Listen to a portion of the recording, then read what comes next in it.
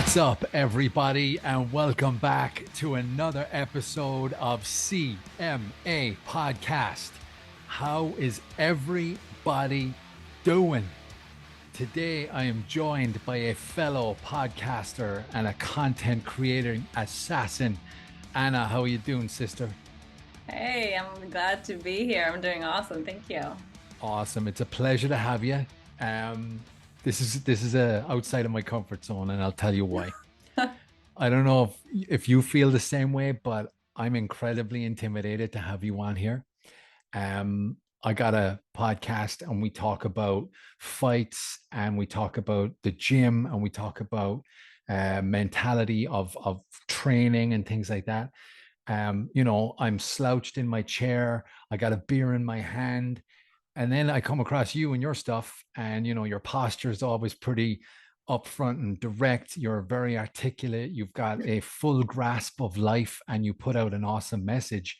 And having you on here, I gotta straighten up my back and get my words right. I love your stuff. Tell people where you are and tell me a little bit about yourself. Thank you. Wow, it's like after an intro like that, it's like I have to watch what I say because I have to live up to that intro now. Yeah, right. Well, what I do, so I'm a holistic transformation coach, and it's really about going and supporting people into creating that which they want, like that very best version of the life that they want. And oftentimes people don't actually know what that is, so it often actually goes into what is it that I want, not from the musts and shoulds of like what your parents told you or your friends told you, what society told you, but actually going into that depth of who am I really, apart from like my name or my occupation or my hobbies, like who am I really, and tuning into that and allowing that to lead your life. Right on. That's what I picked up when I went through your stuff when we met on the bus that day, and I started mentioning a podcast, and you're like, "Oh, you do a podcast too?" I'm like, "Oh, okay." Um, but just what you put out there, you are super, super vulnerable on those videos that you do. I'll put a link in the description as to what you actually put out there. And it's for me, I never thought too in depth of what you're putting out there, but this is everyday stuff that we just don't take the time to think about and to understand and to really reflect on. Everybody's just go go go, work, family, socializing, social media, showing everybody how wonderful life is.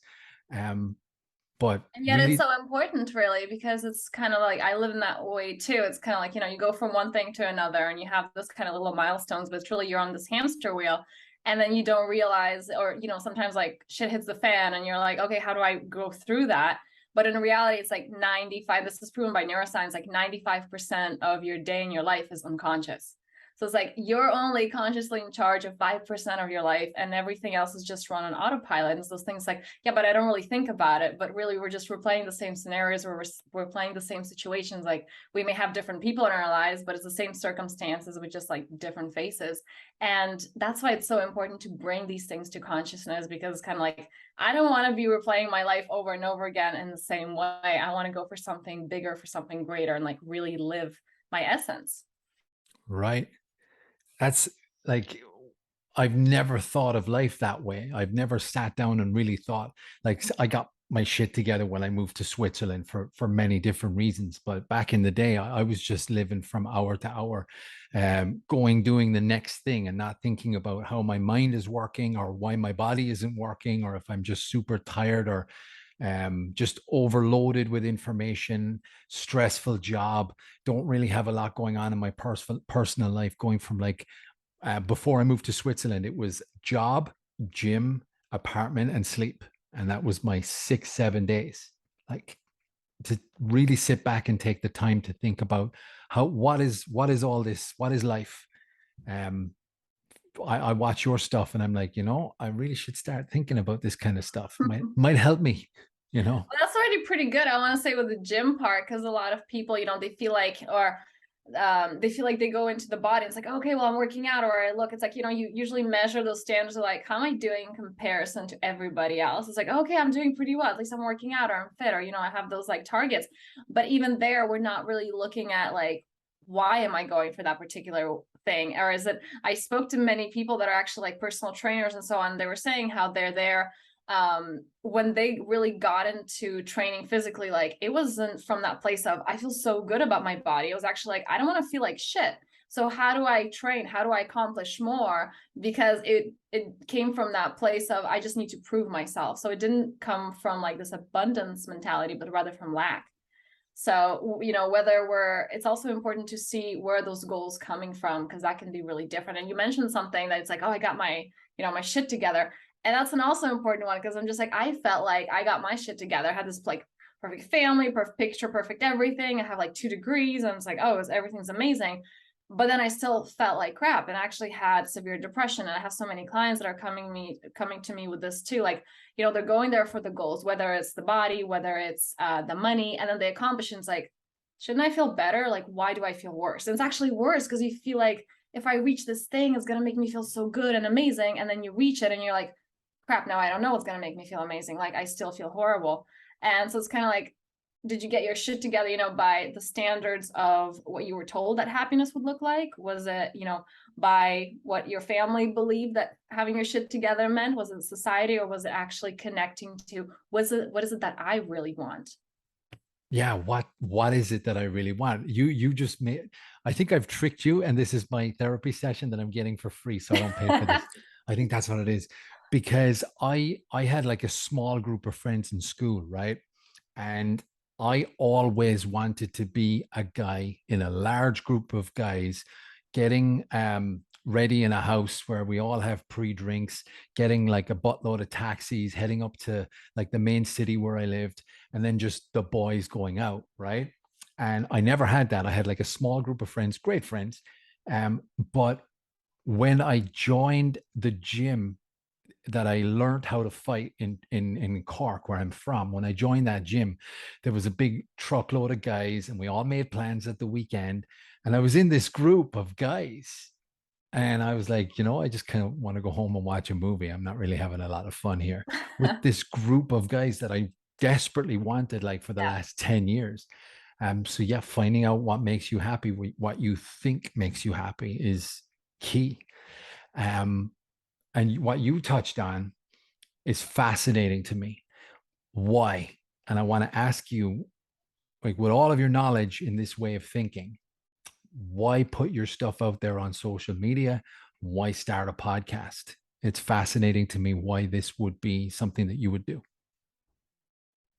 Well, first of all, why not? And it's really about, you know, I mean, really, why not? It's because you do that which lights you up, first of all, and it just comes so natural in the sense that when you tune into that, I mean, when I had my like severe depression, I got out of that, I was like, and it actually started just with basic, it wasn't touching on any kind of practices, whatever I do now, that's a lot deeper, but it was just basic like cognitive behavioral therapy, which is really like, there's 10 distortions. This is basically like a manual to your brain. This is what you do. This is how your mind lies to you. This is how the inner critic like sabotages all of your everyday life, and like this is how you talk back to it. And that was so basic, and I'm like, how do people not know this? How is this not taught in school? This is like so basic, because the reality is most people go through depression at some point in their lives. That's just our reality. Okay, we have depression on the rise, we have anxiety on the rise. Like this is just an everyday thing, because we're just so overloaded, and we're not given the coping mechanisms for that. So my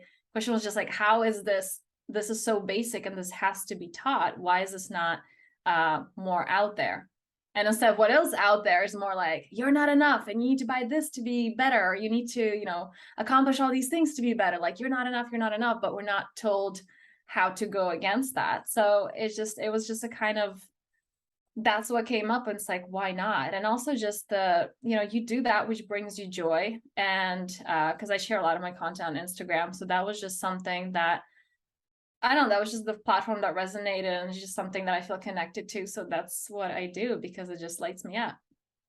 And when you put your stuff out there, you look like so happy doing it, because I think it makes you happy putting that message out to whoever's willing to listen. And you know, we've got a society now that it's so mind-numbingly terrible, where the biggest followers on Insta or the biggest celebrities on Instagram are have followers because they're showing their boobs and their butts. And like I scroll through Instagram a lot every day, right? And I see this just cesspit of depression and people putting out stuff there, and you can tell when someone's fake smiling. And Mm. I'm like, I'm watching. I'm like, what are you doing? Like, what's going on? And then I see a lot of people putting out stuff there, like your content that needs to be pushed more, and more people need to listen and understand what's going on, because I think it's a positive message that would help a lot of people. Um, and I commend you for everything that you put out there, because I don't sit and take the time to understand how my brain works or why I'm feeling the way I'm feeling. I just kind of go about my day, and I'm like, hmm. But It's since like we watching, survived another day. yeah, but since watching your stuff, I'm kind of like, I sit back. I mean, not everything that is being said, in my opinion, I would relate to, or would try and relate to, because some things work for other people, some things don't. Um, but I love what you put out there, and it, like, Thank you. fair fucks to you.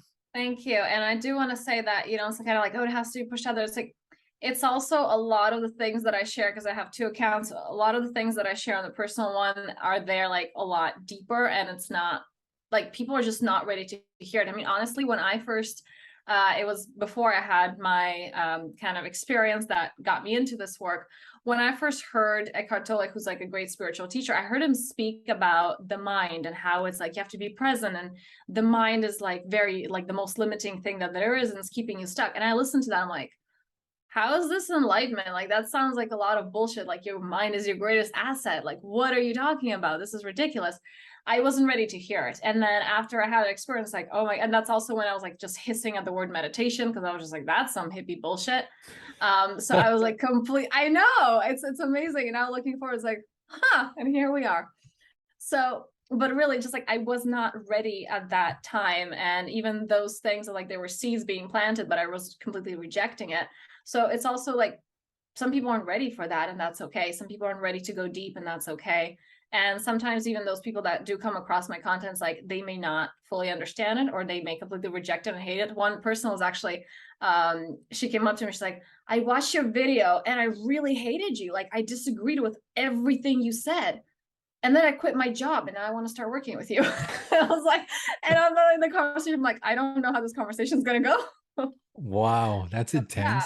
like you don't know, you don't know what the results are for the person. And I'm not putting it out there with the idea of like, oh, I want this person to get it, or I have this agenda. I'm just like, this is what resonates with me, and this is what I think can be helpful. And though it is for those who come across it and are open to it, and some won't, and that's okay too. Hmm.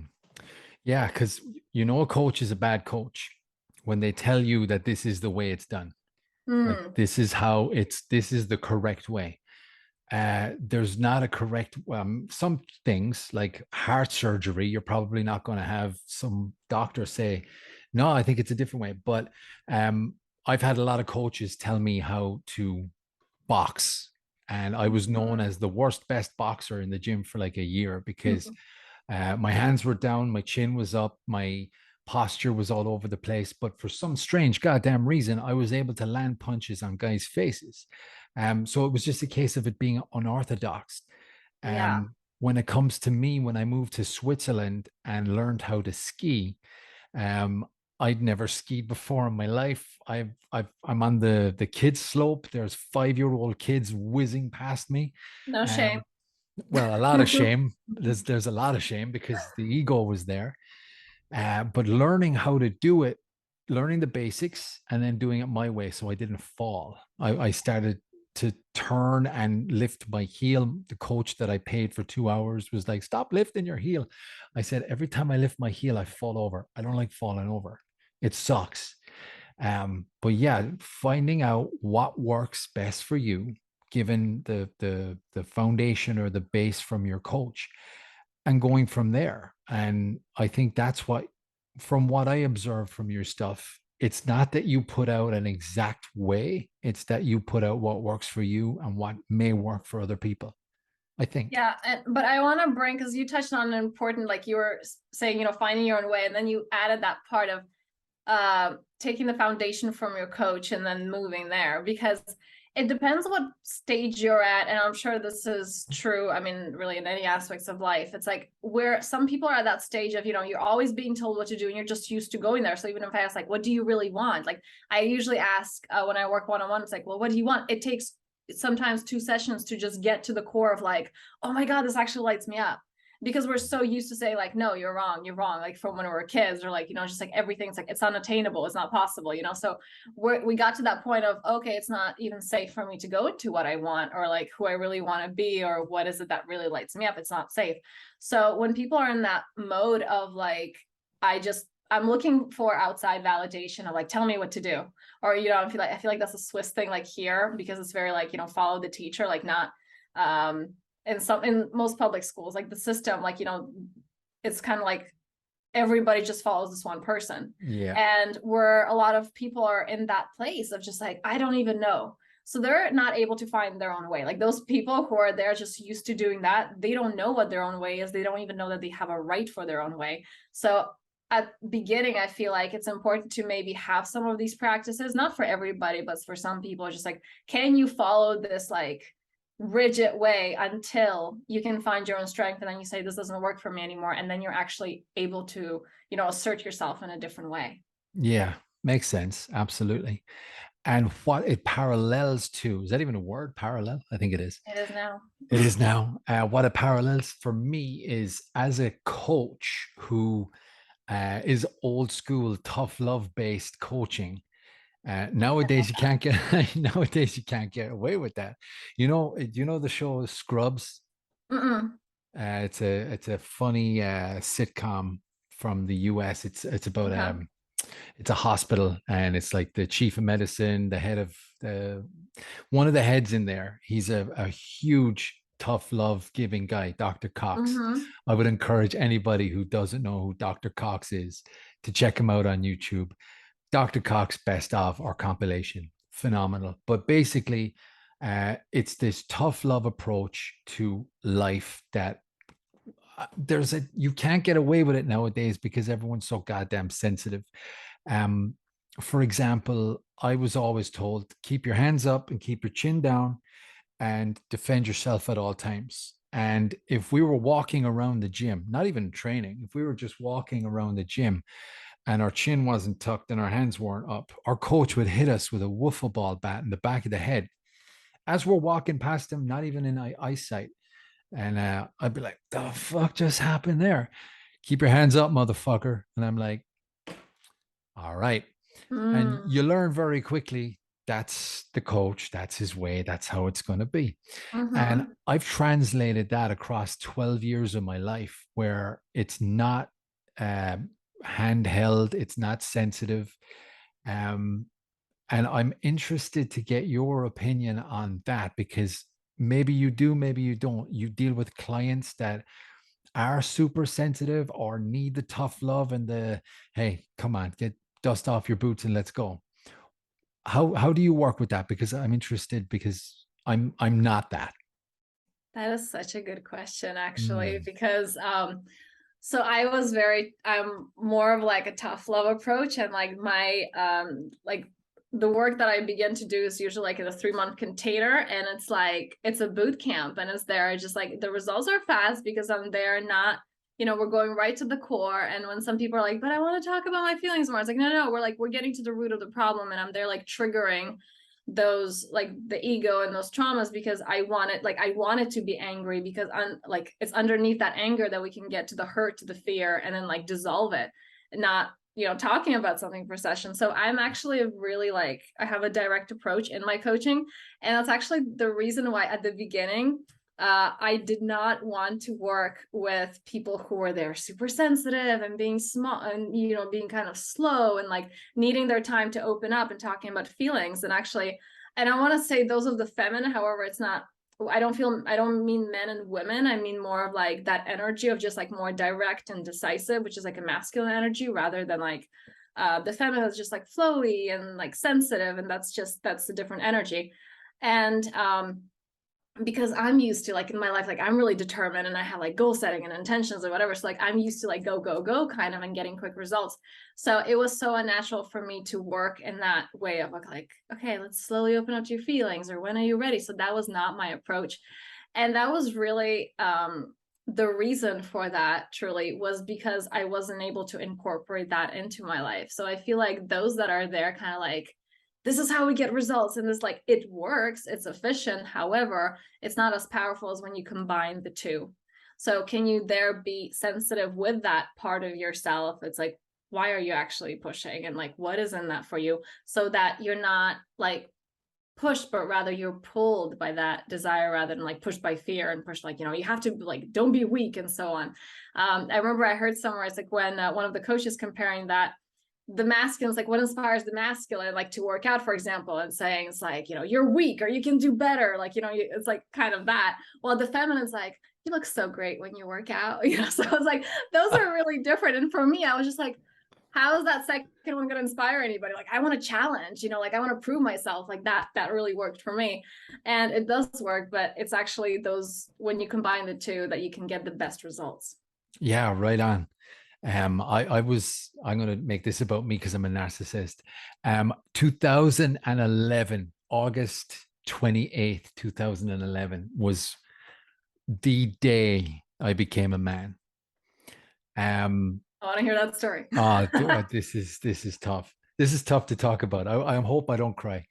Um, well, I'll make it short because I've told this story on this podcast before. I was training for an MMA fight. I was trying my best to make this my career. I was clueless. I just wanted to be a fighter. I wanted to be a musician previous, but I wanted to be a fighter. And I was in the gym every night, training as hard as I possibly could.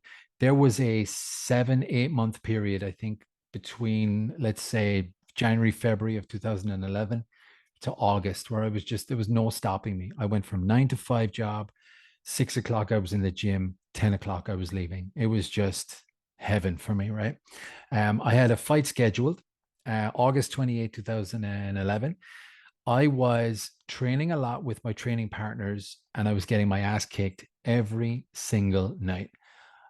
I was doing my best at that time, but my coach was like, with 3 weeks to go before this fight, you're getting your ass kicked. I can't let you represent the gym if this is how you're going to be. You're not good enough. And I'm like, I heard that and I'm like, fuck. I'm telling everybody I'm an MMA fighter. There's people have me in their phone as UFC Dave, which is the mixed martial arts organization in the US. Am I doing this just to be cool and tell people I do this? Or is it really making me happy? So I went home. I cried for like fucking 3 days. That was a Friday. So Friday, Saturday, Sunday. I went back to the gym on Monday and I started taking motherfuckers' heads off. I was training hard. And I was just like, if I don't do this, I can't fight in 2.5 weeks. This is just not going to be a possibility. So I trained like a motherfucker for like 2.5 weeks. I went in and I won the fight. And it was awesome. And I just take that mentality, like that 3 week period. And I've taken that with me like 12 years to the point where 3 months ago, I lost my job. And I was just like waking up in the morning with no purpose professionally, just like looking at myself in the mirror going, you're not trying hard enough to find a new job. You got to try harder. You're a loser. I was like pure old school tough love on myself. And it worked out. I don't know, but that's the mentality I take. And I think it works best for me. It may not work best for others. But in my 3 years of coaching with CMA, or maybe 4 or 5 years now, 5 years, it's not for everybody. I get that. And I've had to make adjustments. So you are saying that you've had to make those adjustments too, which makes me feel a lot better about how I do business. I love that. And, that's the key of really knowing what is it in the best way that you operate. And also, I want to mention the getting out of the comfort zone, in a sense that, It's those people that are there like going quickly, quickly, that like they're used to get quick results. And so it's like, actually what you need is to get out of that comfort zone. It's like, are you okay being patient? Are you okay for like, not getting results yesterday, but like going slow and steady, and maybe like, training in a more consistent way without expecting results? Like, why is it not happening yesterday? Maybe I should just quit because I'm not getting results so fast. And if you're there, you used to like, it's okay, let's go with the flow, and I'll just keep training and not actually do that uncomfortable thing of like going forward with something in a really decisive way. That's your way. So it's like that balance of knowing what works but also getting a little bit out of the comfort zone, because that's where the growth's at. True. And it also depends on what you want out of the task too, Mm. right? I've got people who've been training with me for 6 years who just come consistently and don't get better. They just do what they do and they Hmm. show up and they go home. I've had people come for 6 weeks and have leaps and bounds become like way better, from like a novice beginner to like someone who's ready to get in there and fight. Um, They've got and that target. yeah, right. I mean, but again, depending, is that your Yeah. target? Is that what you want? Like, I remember the day I stopped fighting, like to actually do it as a career or to do it as a passion. Like, I just knew I didn't want to do this anymore. Like, I still get in there and I spar, but why do you keep doing it? What's your purpose? And if someone is looking to better their mind, are you just looking to have a chat with somebody, or are you truly looking to make your life better by understanding how your mind works? And I Mm. think they would go to someone like you for that. Yeah, there's also a lot of like, I want to say like inner work tourism, that is kind of like, oh, let's check, or like I feel like even with the gym, it's kind of like, oh, but I want to get, I had a friend who was a personal trainer, was kind of like, I just want to get toned, or like, well, I want abs. It's like, it's a whole body kind of thing, like it's like you also have to watch what you eat. And it's like, it's not just, okay, I want to fix this part of me. It's like it's not like plastic surgery type of thing. Yep. um and so it's like you actually have to go into, this is what I want and I'm serious about it, because so many people, they're kind of just checking it out. It's like, oh well, I tried it, I didn't get results. Or people, they're like, I tried everything. It's like, well, if you tried everything, you have probably gotten results, because Yeah. in that everything there is a result. Yeah. True. Yeah, so it's I feel like there's a lot of that, being really clear on what is it that's your target. And it's cool if it's just like, well, I just want to, for example, if it's like meditation, I just want to feel lighter, or I want to feel like, having that release, which is kind of like what I advocate is,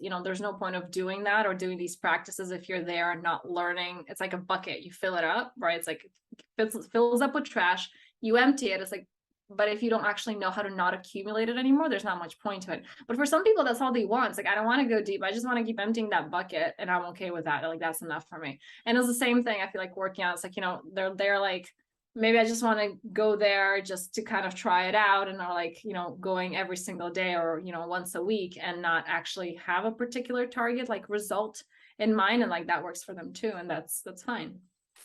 Yeah, because yeah, I know quite a few people who are confused as to why they don't have abs, but they're in the Mm. gym for 1 hour on a Monday and 1 hour on a Wednesday. They eat shit, they drink like crazy at the weekend. They talk about it on Monday at the water cooler. You say you're on this diet. I don't know what's not working here. I Uh, know. but yeah, what do you want? Do you want abs? Do you want to lose all the weight? I lost a lot of weight over the last 13, 14 months, right? And it's really confusing. I still ate like crap. I still have a beer most nights in the evening. Swiss chocolate. I don't know. You probably agree. Fucking unbelievable. But I train all the time. I'm Mm. constantly training. I'm constantly working on calories in, calories out. Um, I guess you parallel that across to the mind and how that all works. Like, are you in this toxic situation and you're seeing a therapist for an hour once a week? Because that's cool, but that's not going to help you much. You gotta figure out that balance of what you want. Yeah, that's why, like, for example, this is the difference that I work, the way I work with clients is kind of like, we go, okay, what is the target? And we do that, like the energetic and the subconscious work. But then there's that gap of like implementation that get 2 weeks. It's like, okay, now it's like, it's actually for you, like we shifted things. Now, can you actually take those steps in your life? Because it's kind of like, if you talk about how crappy your body is. And I want to bring, like, even we can link the body here, because there's a lot of that, like, emotional eating, or even like, the working out, like that can also be, there's so much self-sabotage there that can be going on when people address their bodies. So it can also go with that it just like, they're saying one thing that's like, yes, I want this change, but in reality, like, are you making the choices that are supporting that or not? Yeah, because there's so much inconsistency in the world, whether it's political or with what we're talking about right now. But it's like, what's the goal? Are you just going to the Mm, gym to meet people, or just to tell people that you're in the gym, taking selfies, going, "Hey, look, I'm working out"?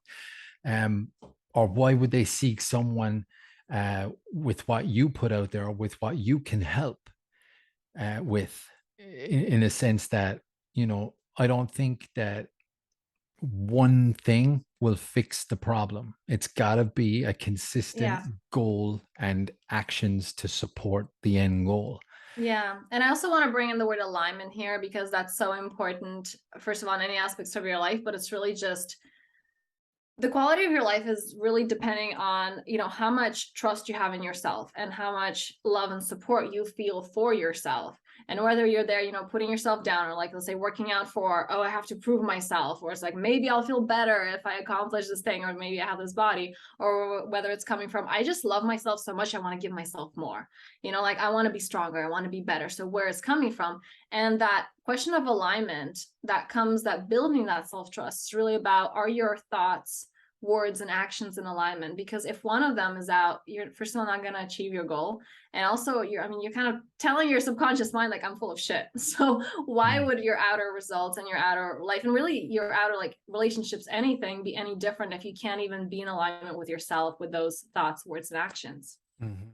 Yeah, and all of this type of thinking like, I know you said that hippie bullshit. Like, it used to be like sensitive. Oh, that's well, I don't even know the word I'm choosing to describe it, but it used to be frowned upon to talk and Mm. want to talk like this. It's like woo woo. Yeah. Yeah, Yeah. because the mind is a very, very powerful thing, and it can consume you and stop you from making life-changing decisions.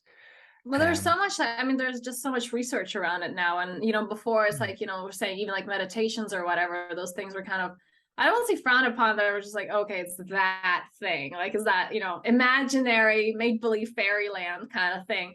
But now, especially when you have so many successful people, so many CEOs, like, Tony Robbins or Tim Ferriss, like they were in, talking about interviewing all these successful people, and they're like, yeah, I have a practice, I have a meditation practice, I have like some kind of visualizations or intention setting. Like, those things work. And when you see, like, before it was like, ew, who meditates? And I was like, who doesn't? Like, anybody with a successful business or like level, like, they do those practices because they're important, because strengthening your mind really has to come first. yeah, I was told recently that I actually meditate, and I've been meditating for the last 25 years without me knowing it. Mm-hmm. Um, all I need to do to center my brain, all I need to do to shut the world down, especially when you commute to work. I used to commute an hour and 30 minutes every morning and an hour and 30 minutes every evening. Now it's just a 25-minute commute. But I was that creepy guy staring out the window with the headphones on, not making any Planning your next contact, murder. finding, yeah, in my brain. You see, that's the cool thing. If it stays in here, there's no lawsuits, you know. But yeah, my meditation was these beautiful creatures, heavy metal. It always has to be heavy metal, and just staring out a window. And that's how I guess essentially was told, you meditate. Are you silent? Are you disconnected from the world? Are you talking to anyone, or are you on your laptop, or are you just genuinely staring out the window? So yeah, I would have looked at meditation as hippie bullshit. But that centers me. That music, that silence, that staring really does center my mind. And I'm really starting to not open my mind to the possibility of opening my mind. Does that make sense? Yeah. Yeah. And I want to add to that, that you're meditating when you do what you love, when you're fully present with that which you're doing. So for you, it was also fighting. I'm sure that that was meditative for you. It's like that place when there are no thoughts. Meditation isn't trying like, oh, I'm in that place of blank. No, it's just like when you're fully present with what you're doing. And actually the success of it isn't to, it's like, how many minutes can I go without thinking? It's actually how quickly can you bring your mind into right now, into the present moment. That is a successful meditation. So I am sure that for you was actually when, you know, so many people are like, I don't know how to meditate, but it's like, if you're a dancer, if you love dancing, that's your meditation. If you're a fighter and you like, that's your meditations, when you're fully present and in the now rather than the past memories or the future projections.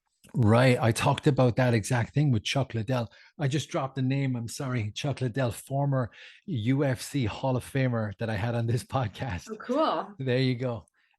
He said, and he said this, and it resonated so much with me.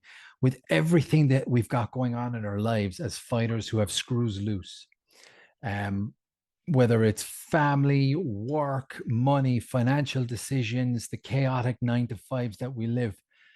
When I go into the gym and the music is on Mm. and I click the bell for 3 minutes and I have my gloves on and my mouthpiece in, and there's a guy standing across from me ready to go, I'm only thinking about him, his face, and where he's putting his hands. And it enables me to shut my mind off from every single thing. It's a beautiful feeling. And when people talk to me about how could you get in there and let someone intentionally hit you in the face, I literally now tell them that it's my meditation. It's so strange. That's beautiful. I'm smiling wide as you're sharing that because I can really feel that as you're speaking about it. It is like a really deep presence, experience of deep presence for you. It's beautiful. Because they think we're animals. They think we're just guys looking to take each other's heads off in these testosterone filled moments of hatred. But some of my closest friends are people I've actually fought, got in there and, Mm. with a referee in a crowd. And it's just, yeah, like I think what I'm trying to say is there are different ways of meditation. My way is one. I think your way is another. Maybe there's millions of them out there. I don't know. But And tell me, why is that important? Like for you, why do you feel that's important? How has that changed your life, your experience when you started those kind of practices, or when you had, for example, some mornings, like if you skip that and you didn't have that blank space, kind of, what was the impact? I Have you noticed haven't any? I haven't had any training in the last 3 weeks. It's been a very, very busy time for me right now. I do this Mm-hmm. podcast in my spare time and I have had no spare time. But when I don't do that, I really feel like I've missed something this week. Mm. Like there's a physical ache that I have in my muscles that I need to get the punching going. I need to hit a bag or some dude's face, or have someone hit me in the face. We have screws loose. There's no question about that. I get hit in the head all the time. I don't hopefully don't have any brain trauma, because I'm not. We don't like we train smart at CMA. But yeah, there's like it's like when you haven't heard music all day. Like you've gone from 6 o'clock in the morning to 9 o'clock at night, and you haven't heard a song. Like you've missed. I feel like I've missed. I need to put on a song. It's the same with fighting. I need to spar. I need to throw punches against a bag. There's like a not a testosterone filled requirement, but it's just like that. It's a connection to the body, from what it Yeah. sounds like. It's just that need of connecting. Yeah, that's really beautiful. It's Mhm. powerful. And when people talk about fighting or training or boxing training, they already think, oh, it's too dangerous. I don't want to get hit. I value my face. When you're training, to talk about what I do, you can go into a gym and not get hit in the face for 6 months if you don't want to. You just got to tell your coach. Mm-hmm. I'm sure that if you have people coming to your sessions, they're not going to be, sitting in a puddle of their own tears on night number one. There's a progression. You ease into it, I would imagine, I'll right? tell you, that's actually my target. To cry on the first night. Holy Well, Jesus. pretty much, because it's kind of like, okay, like some people don't open up to that point, but we're just like, okay, because my approach is like very boot camp like you said. So it's kind of like, if you want results, like we're not here to prolong this process and forever. Like if you want results, like let's go. And it's actually just really being comfortable disassociating, because we live in this place of like, oh, I am my emotions, or I am my struggles, I am my insecurities. It's like, you're none of that. But just looking at that, and actually that's a beautiful metaphor that I'm using right now with the boxing. It's like you're just looking at that as an opponent, like it's not you. Because we feel like, okay, I'm this whole thing, I am me, and I'm the opponent, and I'm the whole rank. It's like, no, no, no, it's just like those are separate things. So you separate out, they're different aspects of you. And can you go forward instead of being afraid of it?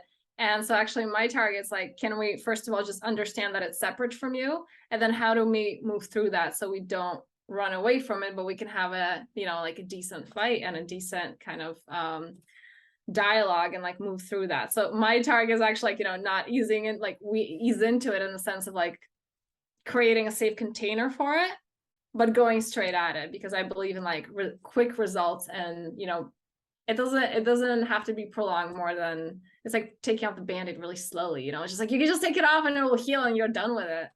My God, I want to do one of your sessions, and my goal is to not cry on night To number not one. cry. God damn it, that is hilarious. That's tough because I want the opposite. I want to get new people in and just say, hey, listen, take that perception out of it. Well, you're not going to get hit. No one's going to hit you. You're just going to learn how to move your body, and we're going to ease into it. And if you are 6 months down the line and you want to hit a bag or you want to hit someone, please, we'll make that work. And you're not going to go to work with your suit with a black eye or missing teeth like I had to do, you know, old No, school. I'm there. I address my workouts the same way. I'm just like, if I want results, I want them quick, and like I want to hurt, like I want to feel like sore and everything. Like let's go full on. And this is kind of that. Like if you want, you can have that transformation really quickly. And it's so often that we're going into like, oh, but it's taking time or it's not working. And actually, like the mind has, it's not working. There is something else to do, and I'm tired. It's like when you start to really go for what you want, those are the three weapons that it really uses. So it's kind of like just understanding what those are, and like, no, I see what you're doing. We're not going into that. And part of it's just like, no, I'm just gonna push through no matter what. And there is a level of like, okay, we want to be comfortable, but we also don't, because growth is outside of that comfort zone. Right, right, right. Makes sense. That's an interesting concept that this animal wants to teach people that it's okay to take your time and be slow and learn the process. And then you got this very kind, sweet looking, sensitive lady who's taking their clients and just No. beating them down with a stick until they cry 30 minutes into first session, it's hilarious. But the crying, it's kind of like, and that's actually what came up for me when you were sharing about your experience of like when you were told not good enough. It's like the crying is actually a release. And so people are like, oh, but I don't want to cry and I don't want to be sensitive. It's like, you just do that. Like the mind makes it so much worse. And like you do that, you have that release and it's done. Like anger or sadness, like from Chinese medicine, it only takes a few minutes to move through you, like maximum 5, maybe like 15 at most. But because we're just like letting it out drop by drop by drop, it can take years to process, and it doesn't have to be that way. That's why for me, it's like, no, we're going full on, like we're giving it our all. So it moves through and it's finished in one session. So we don't have to drag this on for years, because that's what most people do. And it doesn't have to be that way. It's so much easier. Right, right. Makes sense. Well, it's intense though, huh? Yeah. Wow. So what's the goal for you here now? You got your I guess you got clients, you got a business to push people towards. What is I that? work with one-on-one with clients. So taking that, whether there is something that they're a target that they're going through, but they're going towards rather, but then there's subconscious self-sabotage, or they're for some reason they're like moving the opposite direction, even though they've tried and are getting out of it. Or sometimes it's something particular that they want to move through their life, like a trauma or something that they want to go deeper with and kind of like release it fully. And sometimes it's just they want to deepen into that connection of like, I don't know who I am, or like everything that I've accomplished that I'm supposed to accomplish, like I have that checklist and nothing makes me happy where I'm at. And this is something that I do one-on-one. Right. And then I love your Instagram. Your Instagram is my daily dose of mental healing, I guess. What you I put do out share a there. lot of that in the stories as well, just like daily tips and things that are like, especially I post a lot right after my meditation, just like what comes through. And it's like what can be helpful. So yeah, Instagram is definitely where I'm at, and I share a lot. Excellent. I'll put a link for the Instagram down here. I would encourage everybody to check that out for God's sakes. It's awesome. It's really, really, it's prodding because you're kind of prodding, like you give your take on what you've experienced, and you're like, well, what do you experience? And you have these little questionnaires and polls and stuff where it's like, I really got to sit down and think about this one, not just see what you're doing and then next, because we've got short attention spans as human beings now. Um, but I then had one of my friends, he was looking at the post and he's like, you know what? I was every time I go into it, was like, oh damn it, I knew there was gonna be a deep question this morning. Because that's how those usually are. Because it's not about me saying, well, this is how it is, or this is what this teacher said, or this is those wise words. It's like, what does it mean actually to you? Because that's where the change at. yeah, which is really cool because you're not just putting it out there and showing the world what you're doing, you're really getting people engaged. And Mm. that's what the world is missing, because social media now is taking over with, oh, look at my dinner, look at where I am, look at my holiday, look how wonderful my life really isn't, but this is what I choose to put out there. Your stuff is really like, I was going to say the word provocative, but it's not provocative. It's like, would you say prodding for, like, I would to get, also say provocative. is it provocative? I don't want to say provocative To because, some people it is, right. like to some it is. It ruffles feathers. Yeah, ruffles feathers. I guess you could use provocative. We use it as a more sexual term, but it's not, Mm. I guess, the case here. But I love it. That's my daily dose of mental medicine, I you love know? that. Goal Um, achieved. there you go. And then your I guess your other goal is like the YouTube channel. Yeah, I do. I also promote a lot there. Actually, one of the things that I've recently started was a membership, which is a monthly membership where I really have a lot more, like I go in depth there with workshops and practices, and also like a live Q&A for it's not as intimate as the one-on-one sessions, and like we don't go as deep, but it's still like to kind of dip your toes in there and to that kind of work, and going into, okay, how can I improve my life? What are those blocks that my mind is throwing at me, and how I can overcome that. And some of that I share as well on my YouTube. That's also the Powerful Self. But yeah, the membership is really something that is more of a deep dive. Sounds awesome. It's really cool. I love what you put out there. Thank Do you you. have any final words for someone who's listening that would not get what approach you're taking, and more wants what I'm giving out, which is a punching bag and someone to punch their face? I would say ask why. Like, what is your why? And oftentimes, when we're going, this is such a typical thing. Like, we're asked, like, what is your why for doing, whatever it is that you do every day? And I want to take it a bit further to really understanding the why, if it's coming from lack or if it's coming from abundance, and asking, what is that why for yourself and what is that why for others? Because sometimes, like, well, to prove something, or maybe it's like a good goal, like a more positive one, but there's always those two whys, and really understanding, why do you do what you do? What does that mean for you, and what does that mean to how you show up in the world, or how others see you? And understanding, this is really like the quality of your life is determined by the questions you ask. So why are you doing what you do? Beautiful. I love it. I don't need to go any further. That's good for me. That's awesome. Thank you so much for having me on here. It was really awesome. It's my pleasure, guys. Thank you very much for, oh my God, I just banged my table. Guys, thank you very much for watching and listening. Do me a favor, go to Anna's stuff. Check out what she puts out there on Instagram and on YouTube. I guarantee you will not be disappointed. Also, if you like what I'm doing, keep following, hit the subscribe button if you've not hit the subscribe button already. It helps me. Go to our Instagram. I do most of my content on Instagram, which is at City Martial Arts. We have a Facebook, but I'm not really active on that Facebook. But other than that, guys, just enjoy life. Do what makes you happy, for God's sakes. Am I right? Absolutely. Awesome. Anna, you're a beautiful human being. Thank you very much for coming on. Thank you so much, you too. And it's really been a pleasure to be part of this. And I absolutely love, you've been praising me so much. I absolutely love the content that you put out. I absolutely love just the joy. I remember when we were talking, like, you really light up when you talk about this, because I can really feel that. And this is the importance of more people doing that which they love and putting this out and sharing this with the world. So There you thank go. you. That's goal achieved right there. Awesome. Thank you very much, guys. Rock and roll.